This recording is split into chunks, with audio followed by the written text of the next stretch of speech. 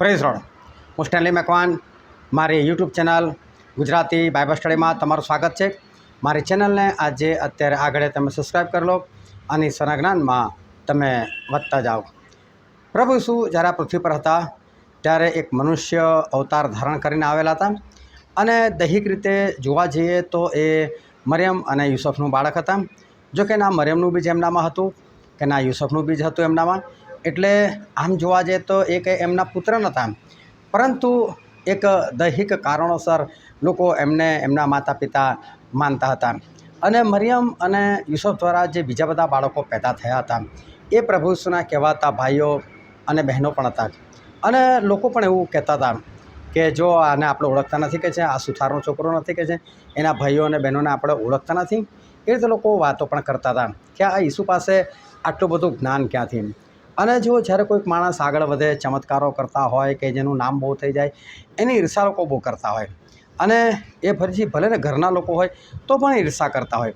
અને પ્રભુ ઈસુ ખ્રિસ્તના કહેવાતા ભાઈઓ એટલે કે મરિયમ અને યુસુફથી જન્મેલા બાળકો પણ એ પ્રભુ ઈસુ ખ્રિસ્તની મજાક કરતા હતા, ઠઠ્ઠા મસ્કરી કરતા હતા અને એવી રીતે એમની સાથે ખરાબ વ્યવહાર કરતા હતા. અને હું તમને કલમ વાંચીને બતાવો કે એ લોકો કેવો વ્યવહાર કરતા હતા.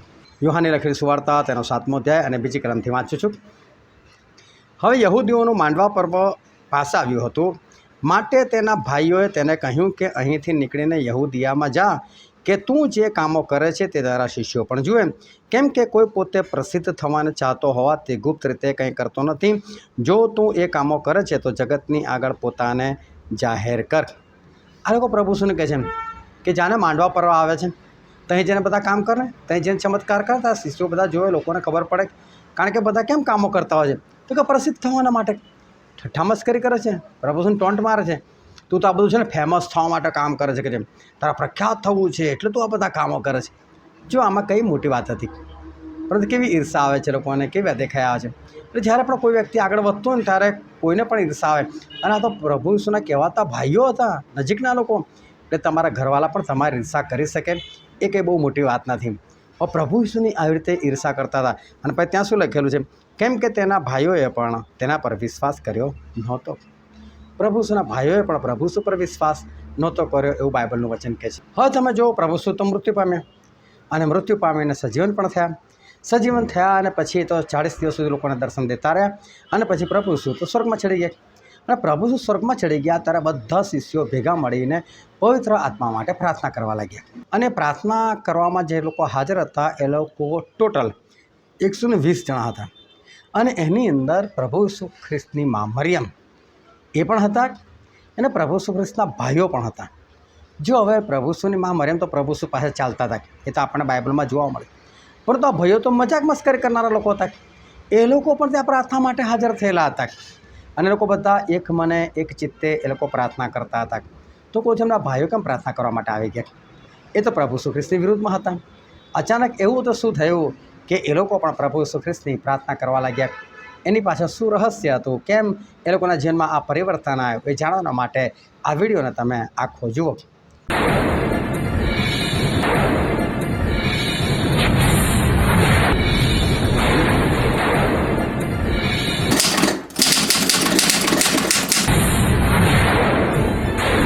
આજે છે તારીખ 4 ઓક્ટોબર 2025 સાલ. રોજે રોજ વોટ્સએપ પર લોકોને 10 સવાલ પૂછવામાં આવે છે. રવિવારે એક ખાસ સવાલ પૂછવામાં આવે છે, તમારે એનો જવાબ આપવાનો હોય છે. 4 ઓપ્શન હોય છે અને બાઇબલના 4 અધ્યાયમાંથી તમારે જવાબ આપવાના હોય છે. સાથે સાથે આ રીતે વિડીયોથી એની સમજૂતી પણ આપવામાં આવતી હોય છે. લોકો જ્ઞાનમાં વધી રહ્યા છે, ઈશ્વરના જેવા બનવાના માટે લોકો પ્રયત્ન કરી રહ્યા છે, લોકો આજ્ઞા પાલનમાં વધી રહ્યા છે. અને જો તમે પણ આમાં જોડાવા ચાહો છો તો તમે જોડાઈ શકો છો. તમારું નામ અને સરનામું ખાલી મને લખીને મોકલજો ને એટલું લખીને મોકલજો કે મારે પણ આ પ્રશ્નોત્તરીમાં ભાગ લેવો છે. તો આવતીકાલથી તમને પણ પ્રશ્ન મોકલવામાં આવશે. પરંતુ શરત એક જ છે કે રોજે રોજ પ્રશ્નોના જવાબ આપવાના છે. ખાલી કોઈ દિવસ પ્રશ્નનો જવાબ આપવા માટે આ ક્વિઝ શરૂ નથી કરી, પરંતુ લોકો આત્મામાં વધે તેના માટે આ એક પ્રયાસ કરવામાં આવે છે. તો આજનો સૌથી પહેલો પ્રશ્ન છે એ છે કે જેમ તમે તેને આકાશમાં જતો જોયો તેમજ પાછો આવશે, એ કોણ? અને એનો જવાબ હતો ઈસુ. ઓ શિષ્યોને એ લોકો બધા છે ને ત્યાં જૈતુન નામના પહાડ પર એકઠા થયેલા હતા. પ્રભુ ઈસુ એ લોકોને ત્યાં બોલાવેલા હતા.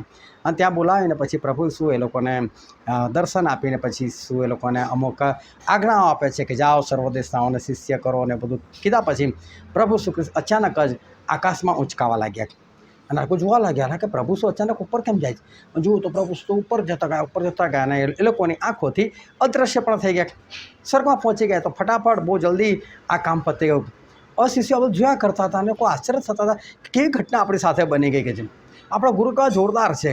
હવે એ લોકોને ખબર પડી ગઈ જે અમારા ખ્રિસ્ત છે, જે અમારા મસીહા, એ જ અમારા દેવ છે. અને અચાનક ત્યાં બીજા સ્વર્ગદૂતો દેખાયા. અને સ્વર્ગદૂતો દેખાયા ને તો એ લોકો કહેવા લાગ્યા, એ ગાલીલના રહેવાસીઓ કે છે, તમે શું કે આ ઉપર જોયા કરો છો કે છે. જે ઈસુને કે છે, જે ઈસુને તમે ઉપર જતા જોયા છે ને, એ જ ઈસુ ફરીને એકવાર પાછા આવશે અને આ જ રીતે આવશે. એટલે કે મહિમામાં ચડી ગયા, મહિમામાં પાછા આવશે. પ્રભુ ઈસુ ખ્રિસ્ત મહિમાવાન છે, પરંતુ જવા અને આવવામાં બહુ ફરક છે. ગયા તેમનું કામ પૂરું કરીને સંસારનું, એટલે કે આ પૃથ્વી પર જે મનુષ્ય દેહમાં કામ કરવાનું હતું એક, અને હવે જે આવશે એ કામ પૂરું કરવાના માટે આવશે. કયું કામ પૂરું કરવાના માટે આવશે? કે જે એમણે લોકોને એમના કામ પ્રમાણે બદલો આપવાનો છે, એ ન્યાય કરવાના માટે. અને જે લોકો એમને ઓળખતા નથી, જાણતા નથી, એવા લોકોને એ શિક્ષા કરવાના માટે, દંડ આપવાના માટે હવે પ્રભુ ઈસુ ખ્રિસ્ત આવી રહ્યા છે. જતાં તો ઘણા બધા લોકો જ આવતા કોણ જોશે, અને કેવા લોકો પ્રભુ ઈસુ ખ્રિસ્તને આવતા જોઈ શકશે. આના માટે બહુ ધ્યાનથી સમજો. આપણે આપણા જીવનની અંદર સુધારો લાવવાની બહુ જરૂર છે કે જેથી કરીને આપણે ઈશ્વરને જોઈ શકીએ. પછી આજનો બીજો પ્રશ્ન છે, આકાશમાંથી એકાએક ભારે આંધીના ગુગવાટ જેવો અવાજ કયા દિવસે આવ્યો? અને એનો જવાબ હતો 50માના દિવસે. આ 50માનો દિવસ એટલે હિબ્રુ ભાષામાં એને કહેવાય છે પેન્ટિકોસ્ટ. પેન્ટિકોસ્ટ એટલે 50માનો દિવસ. આ 50માના દિવસે શું થયેલું કે પવિત્ર આત્માને હંમેશાના માટે આ પૃથ્વી પર ઉતારવામાં આવેલા. અને પ્રભુ શ્રી કીધેલું હતું કે હું બાપને વિનંતી કરીશ અને તમને બીજો સંબોધક એટલે પવિત્ર આત્મા સદાને માટે આપશે. જો તમે મારી સાથે આ બાઇબલ ક્વિઝમાં જોડાયેલા હશો યોહાનની લખેલી સુવાર્તાની અંદર, તો પછી એમાં આ બધી વાત આપણે સમજી ગયેલા છે. તો પ્રભુ ઈસુ ખ્રિસ્ત એ પવિત્ર આત્માને મોકલવાની એ વાત કરીને ગયેલા હતા, એક વાયદો કરીને ગયેલા હતા. અને પ્રભુ ઈસુ ખ્રિસ્તે એ પોતાનો વાયદો પૂરો કર્યો. અને જૂના કરારની અંદર ઈશ્વરે જે 7 પર્વો આપેલા હતા, અને જે 7 પર્વો પાળવાના હતા, એમાંનું એક પર્વ હતું 50માનું પર્વ. અને 50માના પર્વનો જો તમે અભ્યાસ કરો તો એ 50માનું પર્વ એ જ કહેવા માગતું હતું કે પવિત્ર આત્માને આ પૃથ્વી પર ઉતારવામાં આવશે અને એક મંડળીની સ્થાપના થશે. આ પવિત્ર આત્મા જ્યારે માણસના જીવનમાં આવે છે ત્યારે એને મંડળીમાં સ્થાન મળે છે, ત્યારે એ ઈશ્વરની મંડળીની અંદર જોડાય છે, એનો સભ્ય બને છે. તમે આમ તો કોઈ પણ ખ્રિસ્તી કુટુંબમાં જન્મો ને એટલે તમારું નામ લખાઈ જાય મેથોડિસ્ટ મંડળીની અંદર, CNIની અંદર કે ગમે તેની અંદર, પરંતુ એ મંડળીમાં તમારું નામ નહીં હોય તો ચાલશે. પરંતુ પ્રભુ ઈસુ ખ્રિસ્તની જે મંડળી છે એની અંદર નામ નોંધાવવા માટે પવિત્ર આત્માથી ભરપૂર થવું એ જરૂરી છે. તો કહે છે કે આંધીના ઘૂઘવાટ જેવો અવાજ આવે અને લોકો પવિત્ર આત્માથી ભરપૂર થાય છે. પરંતુ હું તમને કહું છું કે એ લોકો પવિત્ર આત્માથી ક્યારે ભરપૂર થયા? કે જ્યારે એ લોકો ઉપવાસ કરેલો હતો અને સતત એ લોકો એક ચિત્તે પ્રાર્થના કરતા હતા, ત્યારે પવિત્ર આત્માને ઉતારવામાં આવેલા. અને દિવસ હતો 50માનો. તમે 50માના દિવસના આજે પણ ભાગીદાર બની શકો છો. તમે પવિત્ર આત્માથી ભરપૂર થઈ શકો છો. બસ એમાં અમુક કામ તમારે કરવાના છે, વિશ્વાસ કરવાનો છે, પસ્તાવો કરવાનો છે, સાચું બાપ્તિસ્મા લેવાનું છે, અને તો તમે ઈશ્વરના પવિત્ર આત્માના ભાગીદાર તમે બની શકો છો. ત્યાર પછીનો સવાલ હતો, કોણે પોતાના સામર્થ્યથી અથવા ધાર્મિકપણાથી લંગડાને ચાલતો કર્યો? હવે શું થયું કે પ્રભુ ઈસુ ખ્રિસ્ત હજુ હમણાં ઉપર ચડી ગયેલા હતા અને આ પિત્તર ને એ લોકો બધા હજુ પવિત્ર આત્માથી ભરપૂર જ થયા હતા. હવે તો આ બધી નવી નવી ઘટનાઓ હતી અને બસ આ લોકો પવિત્ર આત્મા આવેલા એટલે બરાબર ઉછળતા કૂદતા થઈ ગયેલા હતા, નિડર બની ગયેલા હતા. જે પહેલાં ડર હતો યહૂદીઓને કે અમને મારી નાખશે, એવો બધો ડર હવે લોકોને રહ્યો નહોતો, કારણ કે એ લોકોને ખબર હતી કે ઈશ્વર અમારી સાથે છે, જે થવાનું છે તે ઈશ્વરના મહિમાને અર્થ થશે. મરવું પડે તો મરવા માટે પણ એ લોકો હવે તૈયાર થઈ ગયેલા હતા. હવે બીક ના મારે એ લોકો દરવાજા કે બંધ રાખીને ઘરમાં ઘૂસી નતા રહેતા, તો બિંદાસથી લોકો બહાર નીકળતા હતા. હવે શું થયું કે પિત્તર અને યોહાન તો બપોરના 3 વાગે પ્રાર્થનાનો સમય હતો, તે લોકો પ્રાર્થના કરવા માટે જાય છે. અને જે સભાસ્થાનમાં લોકો જતા હતા ત્યાં આગળ એક દરવાજો હતો અને દરવાજાનું નામ હતું સુંદર, એટલે કે સુંદર નામનો દરવાજો. અને સુંદર નામના દરવાજા આગળ ત્યાં આગળ એક ભિખારીને લોકો મૂકી જતા હતા અને જન્મથી લંગડો હતો. જન્મથી લંગડો એટલે એ લંગડો જ જન્મેલો હતો. હવે આ વ્યક્તિ હતો એને પગ કદાચ સુકાઈ ગયેલો હશે, મને નથી ખબર કઈ રીતની એનું લંગડાપણું હશે, પરંતુ જન્મથી બિચારો કદી ચાલ્યો નથી અને લોકો એને મૂકી જતા હતા. એનો અર્થ એવો થયો કે એ ભાઈ ઊભો બી નહીં થઈ શકતો હોય. એવી પરિસ્થિતિમાં આ જન્મથી લંગડો હતો. હવે શું થયું કે પિત્તર અને યોહાન ત્યાંથી જતા હતા. હવે એને તો એકદમ ક્રોસ કરી ગયા લોકો, અને પછી એક તો બંનેની મગજમાં ઝપકી કે આ વખતે ઈસુ આપણી સાથે હોત તો શું થાત? શું ઈસુ સીધા સીધા નીકળી જાત? શું આ લંગડા માટે કશું કરત નહીં? અને એટલે પિત્તર ઊભા થઈ ગયા, યોહાન બી ઊભા થઈ ગયા. બંનેની અંદર એક જ વિચાર ચાલે છે. અને આ બધું બાઇબલમાં નથી લખ્યું તો પણ તમે કિસ્સો વાંચશો તો તમે સમજી શકશો. એટલે પિત્તર આમ પલટીને જુએ છે તો લંગડાને ધારીને જુએ છે, પણ એમના મનમાં વિચારો ચાલે છે કે લંગડો હોય અને આપણે 5 રૂપિયા આપીએ કે 50 રૂપિયા આપીએ, એક દિવસનું ખાવાનું કે 2 દિવસનું ખાવાનું થઈ જાય, પણ ભીખ માંગવાનું બંધ થાય. પણ આ લંગડો જો કદાચ ચાલતો થઈ જાય તો ભાઈ પોતે બી પોતાના પગ પર ઊભો રહીને કામ કરી શકે ને, તો હંમેશાના માટે એની મુશ્કેલી દૂર થઈ જાય ને. અને ઈશ્વર આપણા જીવનમાં આવું જ કરે છે. તમે ભિખારીને 1-2 દિવસનું ખાવાનું આપી શકો, આખી જિંદગી થોડા તમે પાલો છો, પણ તમે એના માટે એવું કંઈક કરો ને કે એનું ભિખારી પણ જતું રહે, તો એને કહેવાય કે તમે કંઈક કામ કરો. જિંદગીભરનું એને તમે કંઈક કરી આપો તો એને કહેવાય કે કશું કામ કર્યું. ઘણા બધા લોકો અનાથાશ્રમમાં, વિધવાશ્રમમાં, વૃદ્ધાશ્રમમાં થોડું ઘણું દાન આપીને આમ ચાલતા હોય, હા અમે આમ કરે છે, અમે તેમ કરે છે. એટલે એ નથી કરવાનું. કરવાનું છે કે તમે લોકોના માટે આખી જિંદગીભરની કશીક વ્યવસ્થા કરી શકો છો, કે લોકો પોતાના પગ પર ઉભરે સોમાન્ય જીવન જીવી શકે એવું કંઈ કરી શકો છો. પ્રભુ શું એ કામ કરતા હતા. આંધળા ભિખારી હતા, ભીખ થોડી આપેલી એ લોકોને, પરંતુ એમને આંખો આપેલી. જ્યાં આંખો આપો જાઓ કામ કરો. તો આ પ્રભુ શુંનું કાર્ય કંઈક અલગ છે. તો આ 2 જણા એ પેલા લંગડાને ક્રોસ તો કરી નાખે છે, પણ એકદમ યાદ આવે પ્રભુ શું હોત તો શું થાત. એટલે એકદમ પલટીને જુએ છે. હવે લંગડો જે છે એણે બી આદમી પાસે ભીખ તો માગી હશે, એ કઈ આપો. અને આ લોકો ક્રોસ કરીને જ્યારે પલટીને જુએ છે એટલે આ લંગડાને કેવું લાગ્યું છે, આ જોરદાર માલ મળશે, વધારે મળશે, કેમ કે આખો આગળ જઈને ઊભા રહે છે. અને પિત્તર એક ટસે જોઈ રહ્યા છે. બધું પિત્તરના મનની અંદર તો આ બધા વિચારો ચાલે છે કે પ્રભુ શું હોત તો શું થાત. અને પછી જાણ્યા છે કે આ માણસને એવું લાગે છે કે અમે બહુ બધું આપીશું. એટલે પિત્તર કે જો ભાઈ, સોનું કે ચાંદી મારી પાસે નથી કે છે, પરંતુ મારી પાસે જે છે ને એ હું તને આપું છું. ચાલ પ્રભુ ઈસુ ખ્રિસ્ત નાઝારેના નામમાં ઉઠ, ચાલતો થાકે છે. અને પછી એને હાથ આપ્યો, એને ઊભો કર્યો, પેલાને ઘૂંટીમાં જોર આવ્યો, એ તો ચાલવા લાગ્યો, પછી દોડવા લાગ્યો, કૂદવા લાગ્યો. અને તો ઈશ્વરની સ્તુતિ કરતાં કરતાં તો ચર્ચમાં ગયો. જબરદસ્ત ચર્ચા ચારે બાજુ ફેલાઈ ગઈ. પરંતુ આ કામ છે, આ કરવું જોઈએ. હવે જો આજે આ પિત્તરના જે શબ્દો છે, સોનું રૂપું તો મારી પાસે નથી, પરંતુ મારી પાસે જે છે એ હું તને આપું છું. અને આજના ખ્રિસ્તીઓ પાસે શું છે? જો આજના ખ્રિસ્તીઓ પાસે સોનું રૂપું છે, પ્રભુ ઈસુનું નામ નથી. પ્રભુ ઈસુના નામથી એ લોકોના જીવનમાં ચમત્કાર નથી થતા. એ લોકો પોતે કોઈના જીવનમાં ચમત્કાર નથી કરી શકતા. આજે સોનું ચાંદી લોકો પાસે આવી ગયું છે, પરંતુ પ્રભુ ઈસુના શિષ્યો ખરેખર પોતાની પાસે શું રાખતા હતા? સોનું ચાંદી નહીં. એ લોકો પ્રભુ ઈસુ ખ્રિસ્તનું સામર્થ્યવાન નામ રાખતા હતા. એ નામમાં ચમત્કાર કરીને બતાવતા હતા. એને કહેવાય ખરી વાત. આ તમારી પાસે શું છે? સોનું ચાંદી, પૈસા, અને તમે એની સાક્ષી આપો છો મારી પાસે આટલું છે ને, મારી પાસે ફલાણું છે ને, આવી જોબ મળી ગઈ ને, પેલી જોબ મળી ગઈ ને, ઈશ્વર મને નવું ઘર લઈ આપ્યું, મોટું ઘર લઈ આપ્યું, ફલાણું ટીકું. એ છે ના. ખરી સાક્ષી એ છે કે તમારી પાસે પ્રભુ ઈસુ ખ્રિસ્તનું નામ છે અને તમે પ્રભુ ઈસુ ખ્રિસ્તના નામથી તમે બીમારી દૂર કરી શકો છો. એ તમારી ખરી સાક્ષી હોવી જોઈએ. શું એવી સાક્ષી છે તમારી પાસે? ના હોય તેના માટે પ્રયત્ન કરો. પછીનો સવાલ છે, તમે પસ્તાવ કરો ને ફરો જેથી તમારા પાપ ભૂંસી નાખવામાં આવે, અને એમ પ્રભુની હજુરમાંથી શું આવે? અને એનો જવાબ છે તાજગીના સમયો. હવે ધ્યાનથી સમજો. આજે લોકો પાસે પૈસા છે, બંગલો છે, ગાડી છે, સારી નોકરી છે, પરિવાર છે, પરંતુ તમે કોઈ શાંતિ નથી, તાજગી નથી, બીમારીઓ છે, શ્રાપો છે. આજે મોટા ભાગના લોકોને જોઉં છું, ડાયાબિટીસ, બ્લડ પ્રેશર, થાઇરોઇડ, આ તો બધી સામાન્ય વસ્તુ બની ગઈ છે. અને એ બધાને પહોંચી વળવા માટે લોકોની પાસે દવાખાને જવાના માટેના પૈસા છે, દવાઓ છે, રેગ્યુલર ઇન્જેક્શન છે. અને લોકોને ખબર જ નથી પડતી કે અમે શ્રાપિત અવસ્થામાં જીવી રહ્યા છે, કારણ કે અમે તો બીમારીમાં જીવી રહ્યા છે. અમારી અંદર તો બીમારીઓ છે. તાજગી હોવી એ કેટલું જોરદાર. આ તમે ખાંડની બોરી ખરીદી શકતા હોય, પચપટી ખાંડ ના ખાઈ શકતા, શું ફાયદો? તમે મીઠાની આખી બોરી ખરીદી શકતા હોય, પચપટી મીઠું તમે મોઢામાં ના નાખી શકતા હોય, તમારા પૈસા શું કામ નાખે? તમે તમારા શરીરને ગમે એટલું સારું બનાવવા ચાહતા હો, પરંતુ તમને એવો થાઇરોઇડ છે કે જેનાથી તમારું શરીર વધતું જ જાય છે. તમારો કોઈ કંટ્રોલ એની પર કામ નથી કરતું. તમે હવે પહેલાં જેવા દેખાતા નથી.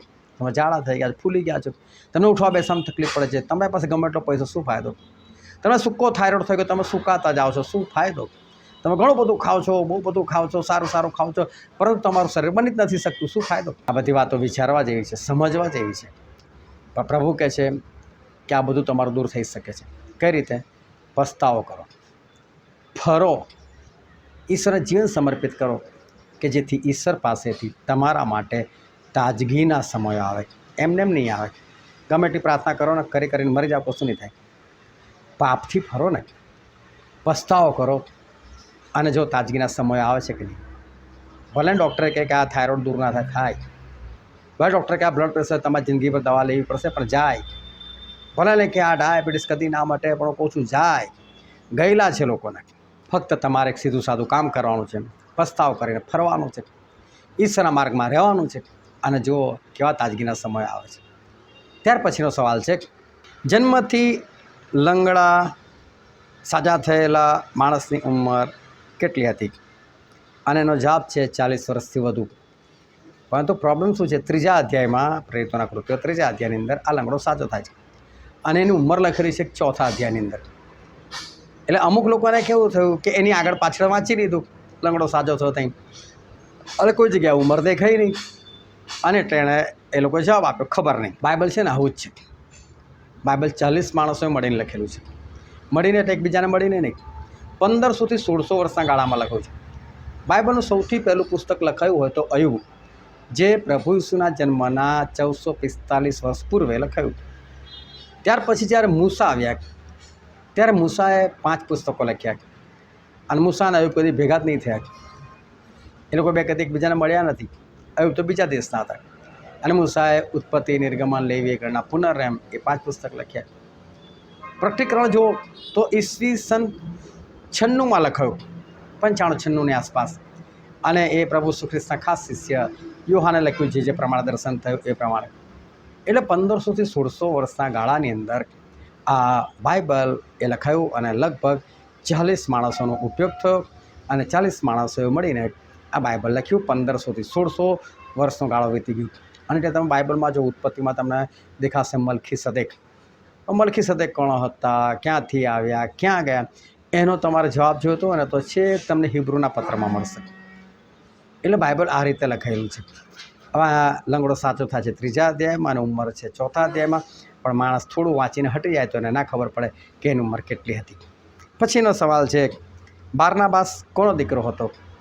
હવે આ બારનાબાસ, એનું ખરું નામ તો યુસફ હતું, પરંતુ લોકોએ, શિષ્યોએ એનું નામ, એટલે કે એની અટક બદલીને બારનાબાસ કરી. અને બારનાબાસનો અર્થ એવો થાય છે કે સુબોધનો દીકરો. એટલે બારનાબાસ શબ્દનો અર્થ છે સુબોધનો દીકરો. અને મને લાગ્યું કે આ અહીંયા લોકો ગરબડ જ કરવાના લાગે છે, અને અમુક લોકોએ ગરબડ કરી જ નાખી. મેં પ્રશ્ન પૂછ્યો કે બારનાબાસ કોનો દીકરો હતો? અને ઘણાએ લખી નાખ્યું સુબોધનો દીકરો. આપણે વાંચો તો ખરા, એના નામનો અર્થ થાય છે સુબોધનો દીકરો. સુબોધ નામનો કોઈ હતો નહીં. એનો જવાબ આવે ખબર નહીં. ત્યાર પછીનો પ્રશ્ન છે કે દેવના કરતાં તમારું સાંભળવું દેવની નજરમાં યોગ્ય છે કે નહીં, એ તમે જ નક્કી કરો. એવો કોણે ઉત્તર આપ્યો? શું હતું કે પિત્તરના યોહાન જબરસ્ત કામ કરતા હતા, અને એમાં આ લંગડો સાજો થયો. એટલે હોપો મચી ગયો, કારણ કે લંગડા 40 વર્ષથી વધારેની ઉંમરના હતા, એટલે પુખ્ત વયના હતા, એટલે પોતે પણ પોતાના વિશે સાક્ષી આપી શકે. એટલે જોરદાર કામ થયેલું. હવે જે જોરદાર કામ થયેલું એના માટે બધો ઉહાપો થઈ ગયો. હવે પેલા લોકો જે યાજકો, ફરીસીઓ, સદુકીઓ, આ લોકો બધા ખુશ હતા કે ઈસુ તો મરી ગયા ને આ વાર્તા ખલાસ. બધા તો ઉલટું થયું. પેલા તો એક જ હતા. હવે તો એમના શિષ્યો ચારે બાજુ મંડી પડ્યા, અને ચમત્કારો, ને ઉપદેશો, ને પુનરુત્થાનની વાત, અને તે બધું ઉપરથી બધું ખળભળાયું મૂક્યું. એટલે લોકો તો વધારે હેરાન થઈ ગયા. એટલે પિત્તરના યુવાને બોલે અહીંયા આવો કે છે, પરંતુ એમના વિરુદ્ધમાં એ લોકોની પાસે કોઈ સાબિતી નથી, કશું હતું નહીં. એટલે એ લોકોએ ધમકી આપી, જો તમારે જેટલો ઉપદેશ કરો એટલો કરો, જેટલા ચમત્કાર કરો એટલા કરો, પણ ઈસુનું નામ નહીં લેવાનું કે છે. ઈસુનું નામ નહીં લેવાનું. હવે આ આદેશ એ લોકોનો કોના તરફથી થયેલો હતો? ઈશ્વર તરફથી થયેલો હતો. તો આ લોકો પોતે એ યાજકોને કહે છે, તમે જ નક્કી કરો ને કે તમારું સાંભળે કે ઈશ્વરનું સાંભળે. એટલે કહેવા માગતા હતા અમે તમારું નહીં સાંભળે, અમે ઈશ્વરનું સાંભળીશું. ઈશ્વર જે કહે છે ને એ જ અમે કરીશું, અને એ જ મહત્ત્વની વસ્તુ. આજે તમે શું કરો છો? ઈશ્વરનું કહેલું કરો છો. ઈશ્વર તો કહે છે કે સાત દિવસ પવિત્ર પાડો, એટલે કે 7મો દિવસ જે છે એ પવિત્ર પાડો. ભલે આજે રવિવાર છે, 7મો દિવસ નથી, એ અઠવાડિયાનો પહેલો દિવસ છે, પણ એ દિવસે બધાને રજાઓ છે. હું કહું છું એક દિવસ તમે ઈશ્વર માટે પવિત્ર પાડો છો. તમે તમારા કામ કરો છો.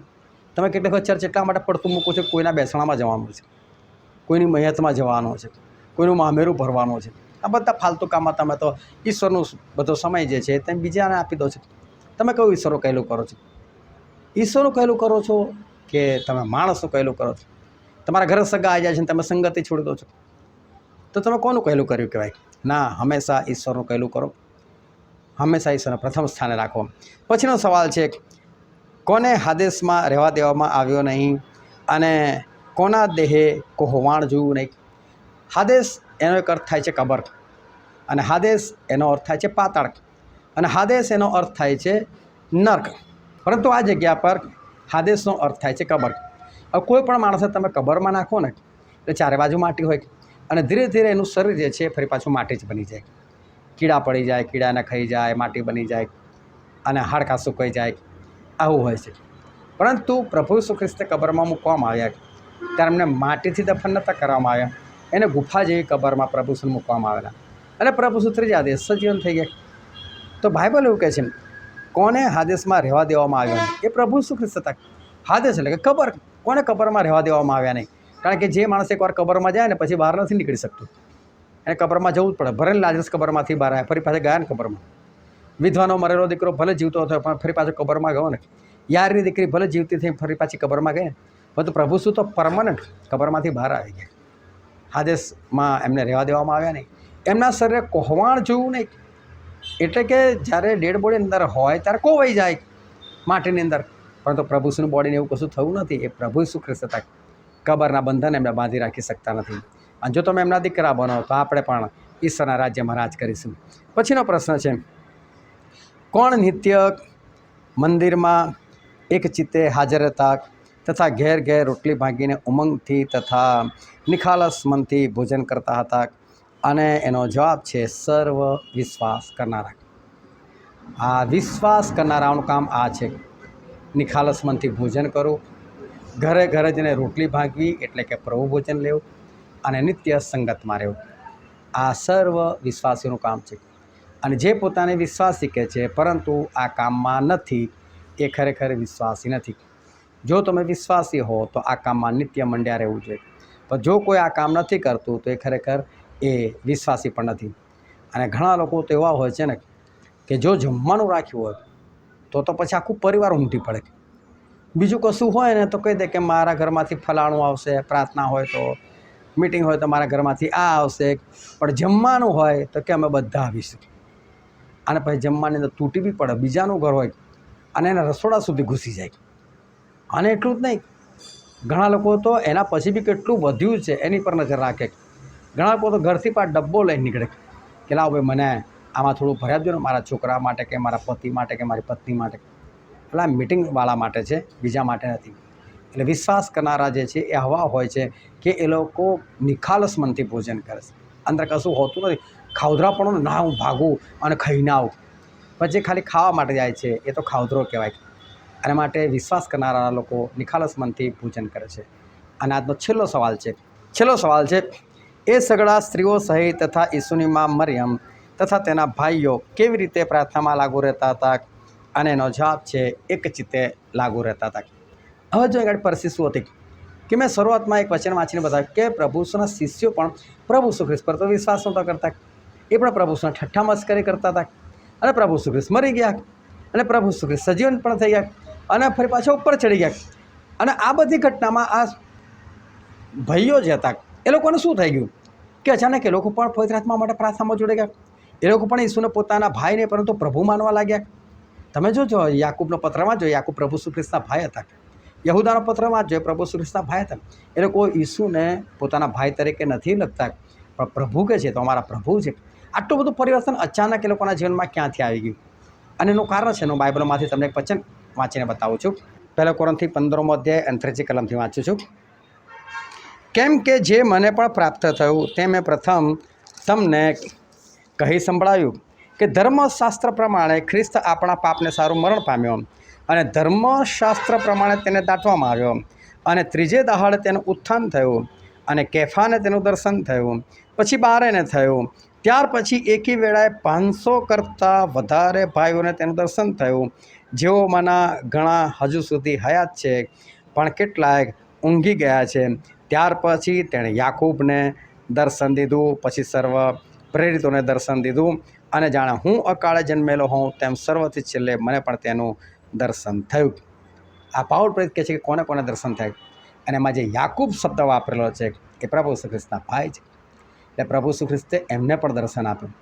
અલા ભાઈ, તમે મને તમારો ભાઈ ગણો છો? તમારો ભાઈ નથી, તમારો બાપ છું, પ્રભુ છું.